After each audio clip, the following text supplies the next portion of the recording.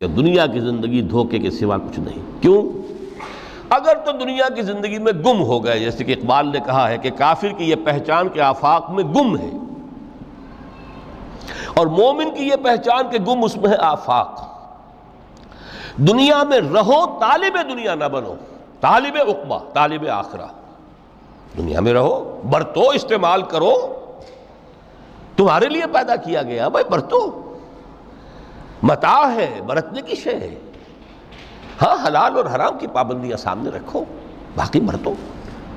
مطلوب یہ نہ ہو، مقصود یہ نہ ہو، مطلوب آخرہ ہو۔ انما الدنیا خلقت لکم وانتم خلقتم للآخرہ۔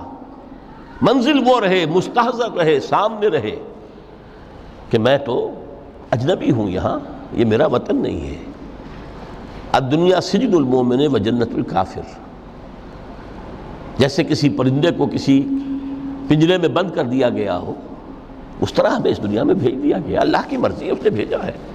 جب تک وہ چاہتا ہم رہیں گے یہاں، لیکن ہمارا دل یہاں نہیں لگے گا۔ بازار سے گزرا ہوں، خریدار نہیں ہوں۔ طالب دنیا نہ ہو